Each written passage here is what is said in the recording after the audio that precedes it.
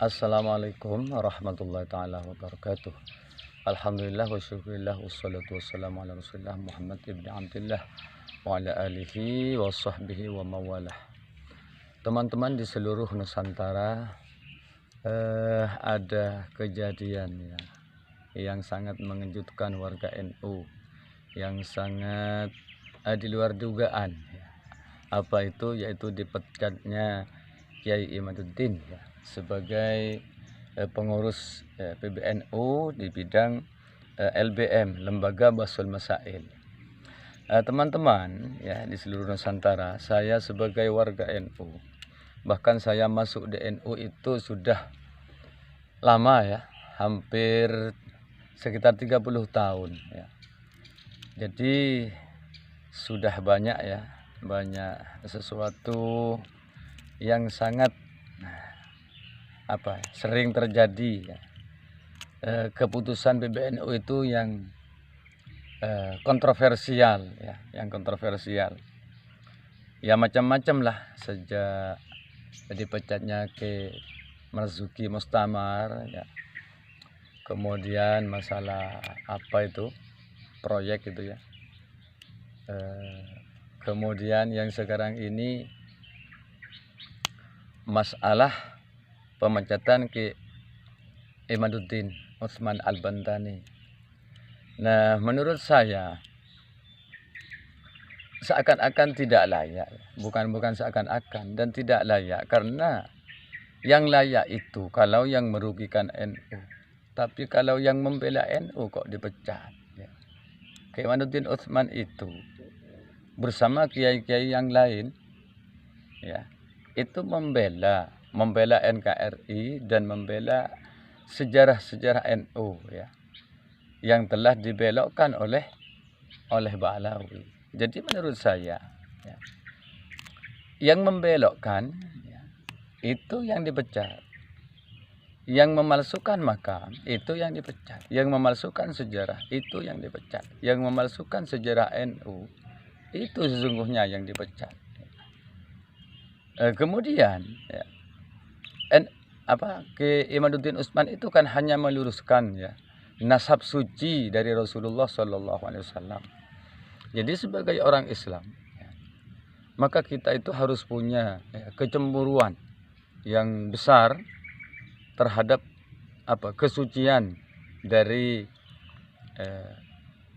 nasab Rasulullah Shallallahu Alaihi Wasallam. Nah, Ki Imaduddin Utsman itu akan hanya menjaga kesucian, meluruskan sejarah. Itu pun bukan dibuat-buat, itu berdasarkan kitab-kitab yang telah ditulis dari sejak ya, turun-temurun kan penulisan nasab itu dari sejak masanya Sayyidina Umar ya, Umar bin Khattab ya, sampai abad ke-9 ya, ke-9. Jadi yang mengatakan bahwa Ubaidillah itu bukan dari anak Ahmad bin Isa Al-Muhajir, bukan Ki Imad, tapi kitab-kitab yang dibaca oleh Ki Imaduddin ya. Jadi saya hampir tidak masuk akal, apa sih maksudnya gitu ya, apa sih maksudnya kok sampai Ki Imad itu dipecat ya. Atau NU mungkin supaya bisa berkelit ya, tidak karena yang menuntut itu kan banyak yang menuntut supaya diadakan muktamar ya, luar biasa, atau NU lah menyelesaikan polemik nasab ini ya. Atau mau berkelit dari itu, dan memang kalau memang nanti terjadi ya, dan saya yakin ini akan bersatu seperti Ki Imaduddin, Ki Nur Ihya ya, Gus Hasan, kemudian Gus Asis, kemudian Ki Haji Ubaidillah, kemudian kiai-kiai yang lain yang sudah punya kitabnya ya. Bisa saja nanti ya memutuskan ya bersama ulama-ulama yang lain sesuai dengan kitab-kitab yang dikarang oleh ulama-ulama terdahulu ya. Karena menurut mereka keterputusan nasab dari Ba'alawi itu ya, dari Ubaidillah itu sudah surah wal istifadah ya. Bahwa di kitab-kitab sebelumnya tidak tertulis ya, tidak ada catatan, tidak ada manuskrip ya, tidak ada fakta-fakta ya, bahwa beliau siapa itu Ubaidillah sebagai keturunan dari Ahmad bin Isa seperti itu. Jadi PBNU menurut saya harus berpikir gimana nanti ya, betapa malunya PBNU nanti kalau semua ulama, anggaplah bukan barisan sakit hati ya, tapi yang tidak pro ya, yang tidak pro habaib, kemudian mengadakan pertemuan luar biasa misalnya rapat ya, atau musyawarah yang melibatkan seluruh pakar nasab, kemudian memutuskan bahwa Ba'alawi itu memang bukan zuriyah Rasulullah. Nah, ini bisa terjadi. Nah, sesungguhnya menurut saya tidak perlu diberhentikan ya, tidak perlu diberhentikan. Apalagi cara pemberhentiannya itu tidak sesuai dengan adat atau tradisi. Ya, teman-teman di seluruh Nusantara, saya menghimbau kepada seluruh warga NU agar supaya tidak begitu menyikapi ya masalah ini masalah intern sesungguhnya ya, masalah intern. Tapi walaupun masalah intern, tapi kan sudah menjadi rahasia umum ya. Jadi pemecatan Kiai Haji Imaduddin Utsman itu sudah menjadi rahasia umum, dan mereka sudah ya, masyarakat warga NU sudah mengira ya, meraba-raba apa tujuannya, nah gitu kan. Jadi menurut saya NU itu lebih pantas memecat yang membuat masalah ya. Karena yang membuat masalah, yang menjadikan Indonesia ini berpolemik ya, kemudian NU yang menjadi korban ya, yaitu dari polemik nasab ini, yang membuat gara-gara adalah Ba'alawi sendiri ya.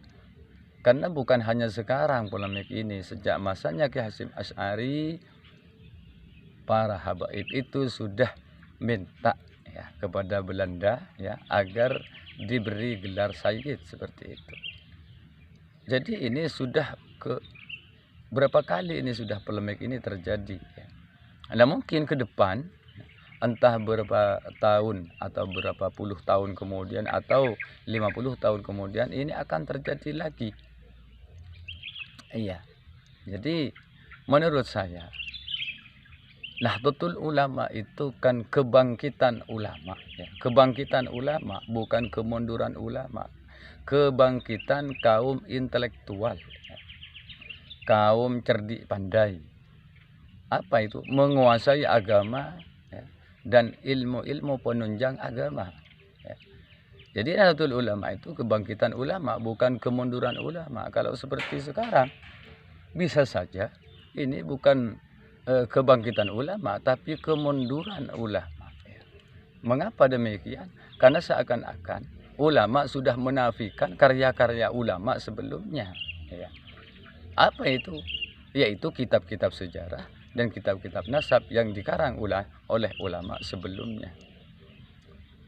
Tapi saya tetap yakin ya, walaupun nanti diadakan bahsul masail ya, diadakan bahsul masail baik itu oleh NU, saya yakin tetap Kiimat itu yang menang. Atau apalagi diadakan bahsul masail oleh lembaga-lembaga independen. Mengapa demikian? Karena mereka yang membela pribumi, membela ulama Wali Songo dan duriahnya itu berdasarkan kitab ya. Sedangkan kitab itu adalah karya ulama ya, yang sudah sahih,